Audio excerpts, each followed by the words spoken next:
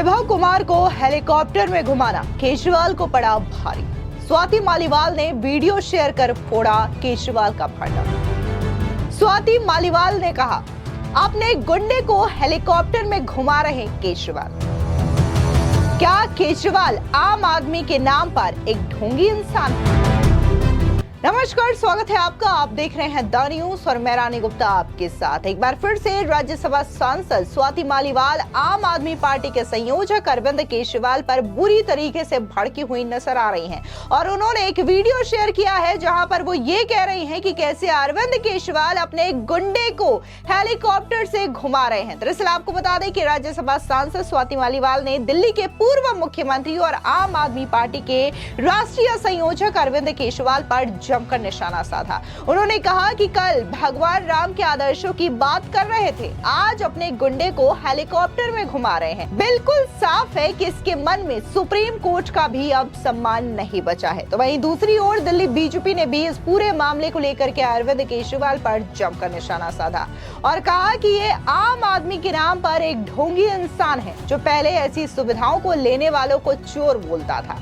दरअसल आपको बता दें कि एक वीडियो अरविंद केजरीवाल का काफी ज्यादा तेजी के साथ वायरल हो रहा है जिसमें वो हेलीकॉप्टर के जरिए जम्मू कश्मीर जा रहे हैं जनसभा को संबोधित करने के लिए और इसी हेलीकॉप्टर में उनके साथ विभव कुमार भी नजर आ रहे हैं।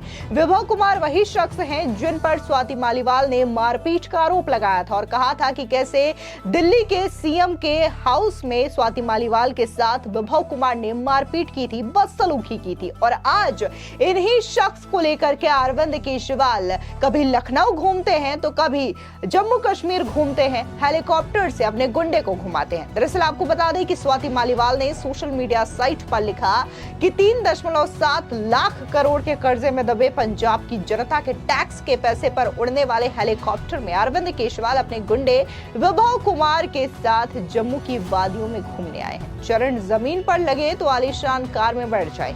उन्होंने ये भी कह दिया कि कल भगवान राम के आदर्शों की बात कर रहे थे, आज अपने गुंडे को हेलीकॉप्टर में घुमा रहे हैं। बिल्कुल साफ है कि इनके मन में सुप्रीम कोर्ट का भी कोई सम्मान नहीं है। अब तक पंजाब के चार्टर्ड प्लेन में कितनी बार बैठे हैं और टैक्स पेयर का कितना पैसा फूका है, ये अब आरटीआई में भी छिपा लेते हैं। आम आदमी पार्टी कब खास बन गई पता भी नहीं चला। सीधे तौर पर आपको बता दें कि स्वाति मालीवाल लगातार आम आदमी पार्टी और अरविंद केजरीवाल पर हमले करती हुई दिखाई दे रही हैं। उनकी नाराजगी की एक वजह विभव कुमार भी हैं, जिन पर स्वाति मालीवाल ने मारपीट के आरोप लगाए थे। इस मामले में करीब 100 दिनों तक विभव कुमार को जेल में रहना पड़ा था। पिछले महीने 4 सितंबर को सुप्रीम कोर्ट ने विभव कुमार को जमानत दी है। इसी के बाद विभव जेल से बाहर आए और अब केजरीवाल के साथ हेलीकॉप्टर से जम्मू कश्मीर की तस्वीरों पर स्वाति मालीवाल का गुस्सा एक बार फिर से फूट पड़ा है। उन्होंने जमकर केजरीवाल और विभव कुमार पर अटैक किया है।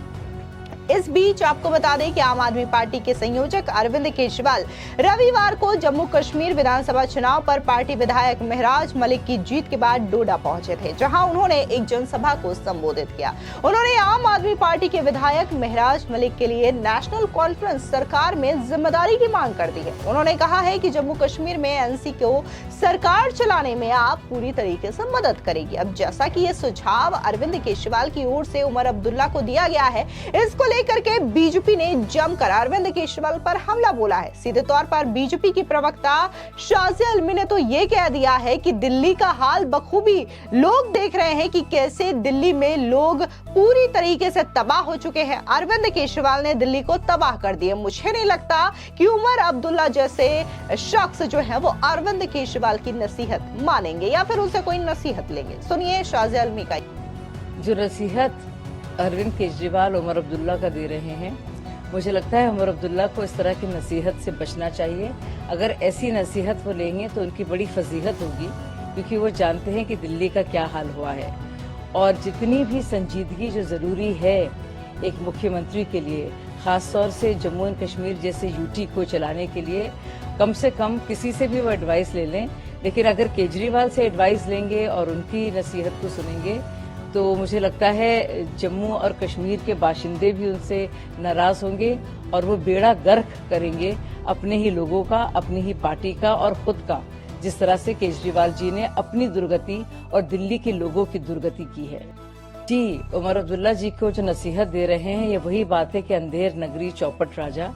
और कम से कम जम्मू एंड कश्मीर में जो इतने सालों बाद एक विकास की नदी बह रही है और जिस तरह से अमन बहाली हुई है, शांति का माहौल है, कम से कम केजरीवाल से नसीहत ना लें, क्योंकि फिर जम्मू कश्मीर की बहुत फजीहत होगी और खुद उमर अब्दुल्ला जी की भी, क्योंकि जो बेड़ा गर्क उन्होंने दिल्ली का किया है केजरीवाल जी ने, और जिस तरह से अलग अलग करप्शन घोटालों में वो संलिप्त हैं, कम से कम इसके बावजूद इस तरह की सीना जोरी ना करें और एडवाइस देने की बात ना रखें। इसके अलावा बीजेपी के प्रवक्ता प्रदीप भंडारी ने भी इस पूरे मामले में अरविंद केजरीवाल को जमकर घेरा।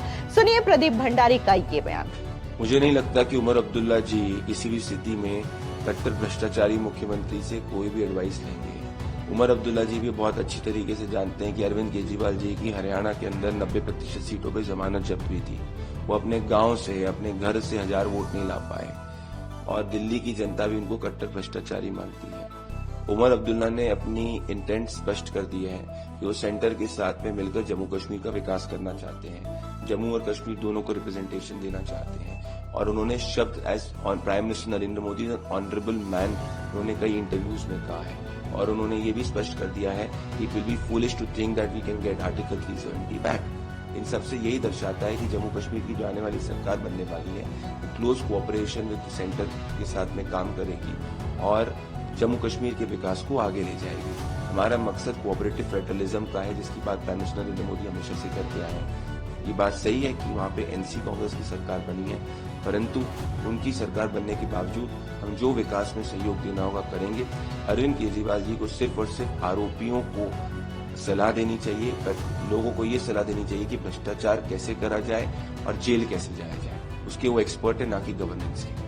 आपको बता दें कि जिस तरीके से स्वाति मालीवाल जो हैं विभव कुमार के जरिए अरविंद केजरीवाल पर निशाना साध रही हैं, तो साफ तौर से ये कोई पहला मौका नहीं है जब स्वाति मालीवाल ने इस मामले को लेकर के अरविंद केजरीवाल पर निशाना साधा हो, क्योंकि ऑलरेडी विभव कुमार जमानत पर है। स्वाति मालीवाल के साथ मारपीट के मामले में उन्हें जेल भेजा गया था और इस पूरे मामले के बावजूद अरविंद केजरीवाल विभव कुमार को लेकर के घूम रहे हैं, हेलीकॉप्टर के जरिए उन्हें यात्राएं करवा रहे हैं। और इससे पहले जब मारपीट के आरोप लगाए थे, जब वो जेल भी नहीं गए थे, गिरफ्तारी भी नहीं हुई थी, तब भी अरविंद केजरीवाल विभव कुमार को लेकर के लखनऊ गए थे, जहां पर उन्होंने अखिलेश यादव के साथ एक साझा प्रेस कॉन्फ्रेंस की थी। वहां से भी तस्वीरें काफी ज्यादा वायरल हुई थी, जिसके बाद यह कहा जा रहा था कि कैसे स्वाति मालीवाल के साथ मारपीट करने वाले आरोपी विभव कुमार का बचाव अरविंद केजरीवाल और आम आदमी पार्टी कर रही है। फिलहाल इस पूरे मामले को लेकर के आपकी क्या राय है, हमारे कमेंट सेक्शन में जरूर बताएं। धन्यवाद।